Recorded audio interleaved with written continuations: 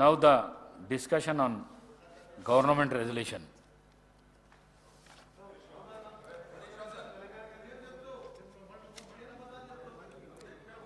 Harish Rao garu.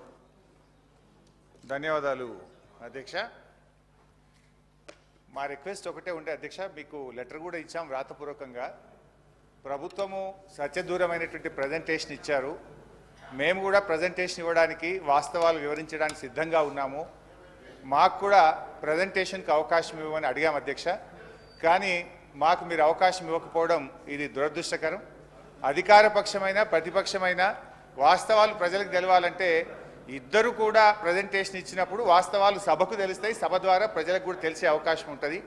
కానీ మీరు ఈరోజు ఏకపక్షంగా ఇవ్వడం అనేటువంటిది ఇది చాలా బాధాకరం అధ్యక్ష. అయితే అట్లీస్ట్ మేము తీసుకున్నాము, పరిశీలించినాము.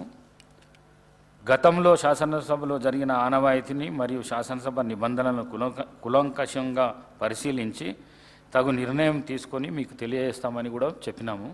మీరు మళ్ళీ దాన్ని రిపీట్ చేస్తున్నారు. దయచేసి డిస్క్రిప్షన్ ఉంది sir, you are all powerful sir.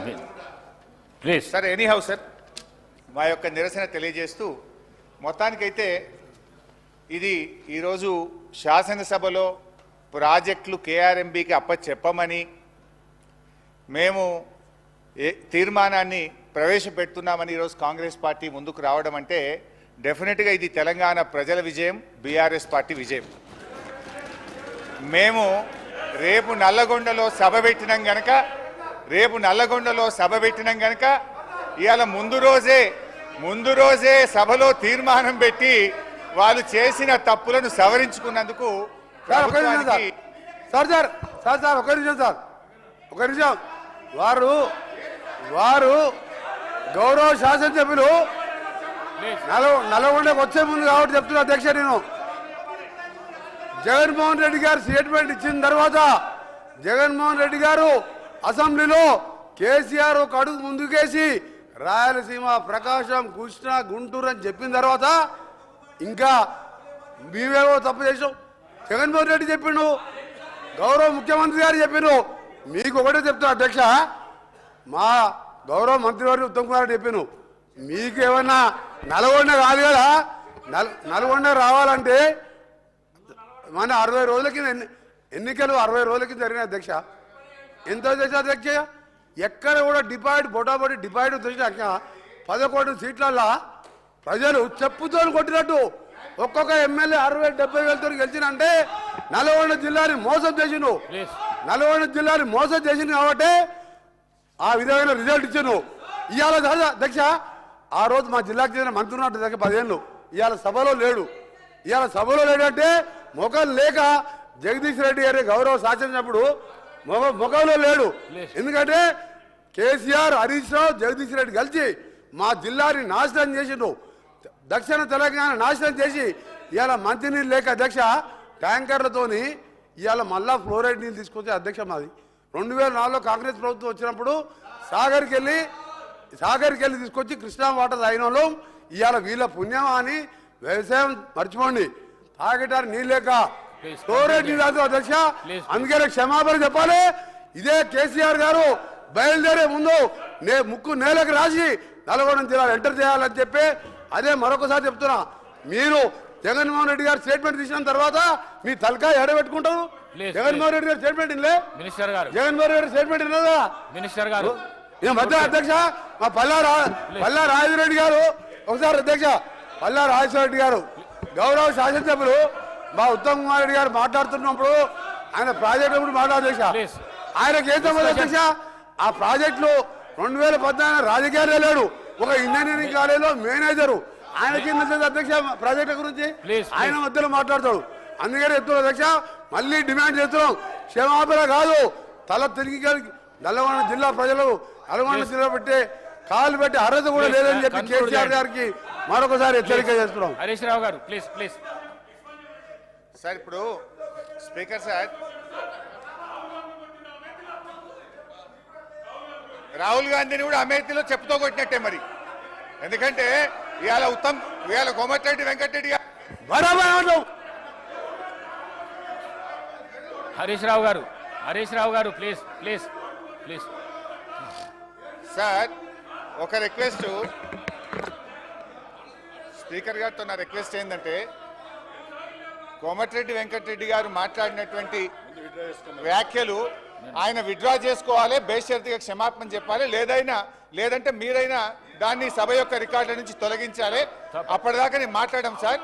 ఇప్పుడు ఒక రాష్ట్రాన్ని సాధించిన కేసీఆర్ ను 10 ఏళ్ల ముఖ్యమంత్రి గారిని పట్టుకొని అటువంటి భాష మాట్లాడడం తగదు. మేము కూడా అనొచ్చు, రాహుల్ గాంధీ గారిని అమేథీలో చెప్పుతో కొట్టారని మేము అనలేమా? So let him withdraw the word, then I will speak. లేదా మీరైనా తొలగించండి. తప్పకుండా రికార్డులను పరిశీలించేదేముంది సార్? తొలగించే ప్రయత్నం చేస్తా. మీరు కంటిన్యూ చేయండి. లేదు సార్, ఆయన అన్నాడు సార్, చెప్పుతో కొడతామనే పదాన్ని మీరు డిలీట్ చేయాల్సిందే. తప్పకుండా మీరు చెప్పాలి సార్. ఐఎమ్ డిలీటింగ్ అని చెప్పండి. మీరు అలాంటి పదాలు అసెంబ్లీలో మాట్లాడకూడదు. I'm deleting. Thank you. Please continue. అధ్యక్ష ప్లీజ్ ఒక్క రిక్వెస్ట్ అధ్యక్ష, నేను ఒక్క నిమిషం మాట్లాడితే 5 నిమిషాలు వారికి ఛాన్స్ ఇచ్చారు. దయచేసి నేను మాట్లాడిన తర్వాత వాళ్ళు ఎంతసేపు మాట్లాడినా నేను వినడానికి సిద్ధంగా ఉన్నా. కైండ్లీ మమ్మల్ని డిస్టర్బ్ చేయొద్దు. ఉత్తమన్న మాట్లాడితే 1.5 గంటల సేపు విన్నాము. దయచేసి వాళ్ళని కూడా వినమనండి ఓపిక. అధ్యక్ష, ఇవాళ ప్రాజెక్టుల విషయంలో ఉత్తమ్ కుమార్ రెడ్డి గారు, కాంగ్రెస్ పార్టీ నాయకులు ఎన్ని మాటలు చెప్పినా సారాంశం అయితే ఒక్కటే అధ్యక్ష. 10 ఏళ్ల కేసీఆర్ పాలనలో ప్రాజెక్టులు అప్పగించలేదు. మీరు రాగానే అప్పచెప్పడానికి అన్ని సంతకాలు పెట్టొచ్చిండ్రు. ఇది మీరు ఎంత లొల్లి పెట్టినా, ఎంత అరిచినా ఇది దాగని సత్యం. నేను ఆధారాలతో సహా ఇప్పుడు నేను సభ ముందు మీ ద్వారా ఉంచబోతా ఉన్నా. ఒకటి సరే, ఒక్కటైతే సంతోషం. అట్లీస్ట్ ఇలా మేము గొంతెత్తి నల్లగొండలో సభ పెట్టినందుకు ప్రభుత్వం స్పందించి మేము ప్రాజెక్టులు అప్పచెప్పబోము అని ఒక తీర్మానం చేయడం అనేటువంటిది మేము దానికి సంతోషం వ్యక్తం చేస్తున్నాం. అయితే తీర్మానం గురించి మాట్లాడేందుకు ముందు అందులో ఒక 2-3 అంశాలు తీర్మానంలో మాకు సీరియస్ అబ్జెక్షన్స్ ఉన్నాయి. అదర్వైజ్ ప్రాజెక్టులు అప్పచెప్పబోము అనేటువంటి దాన్ని మాత్రం మేము స్వాగతిస్తున్నాం. అయితే అధ్యక్ష, తొందరపడుకుంది. ఇవాళ ఆంధ్రజ్యోతి ఎడ్డింగ్ చూసినావు కదా పొద్దుగాల, ఎవరిది? ఆంధ్రజ్యోతి పొద్దుగాల ఎడ్డింగ్ వచ్చింది చూసినావు ఇవాళ? హరీష్ రావు గారు. సో అధ్యక్ష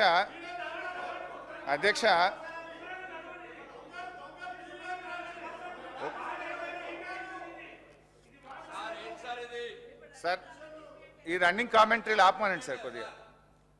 అధ్యక్ష, ఈరోజు కృష్ణా నది ప్రాజెక్టులపై వాస్తవాలు అనే పుస్తకాన్ని ప్రభుత్వం సభ ముందు పెట్టింది.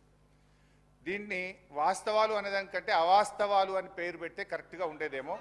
ఎందుకంటే అధ్యక్ష, ఆ వాస్తవాలు ఏందో నేను వివరిస్తా అధ్యక్ష. ఇప్పుడు వాస్తవాలు ఏందో నేను మీ ద్వారా ప్రభుత్వం ముందు, ఈ సభ ముందు, ఈ రాష్ట్ర ప్రజల ముందు పెడతాను అధ్యక్ష.